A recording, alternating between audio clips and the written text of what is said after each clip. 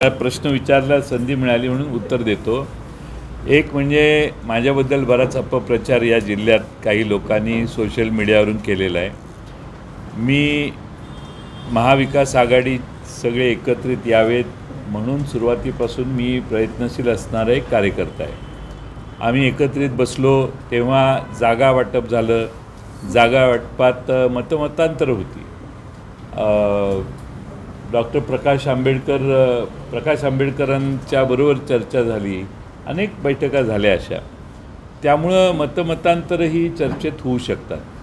आता त्या बैठकीत मी काय म्हटलं, मग मी असंच बोललो, मग मी तसंच बोललो, ही राज्यस्तरावर जाऊन काम करण्याची पद्धत नाही।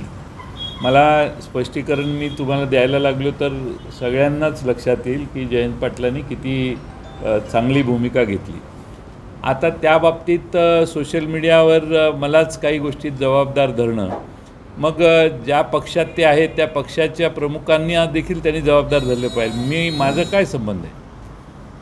काय संबंध आहे? मी उलट मदत करण्याचा प्रयत्न करत होतो आणि त्यामुळं मी कुठला एकही माणूस दाखवा, मी संबंधित या जिल्ह्यात योग्य लढत व्हावी हा प्रयत्न माझा आजही आहे आणि कायम राहणार।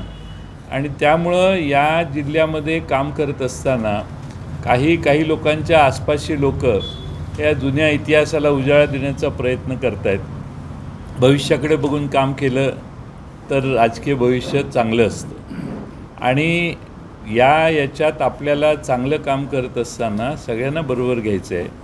मला या ठिकाणी या जिल्ह्यात भारतीय जनता पक्षाच्या विरोधी जेवढी ताकद एक होईल ती पाहिजेच ना।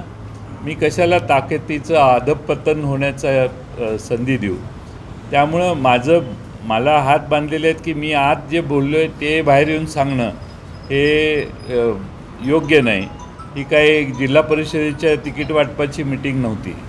त्यामुळे राज्यस्तरावर जो निर्णय झाला तो मान्य करायला पाहिजे।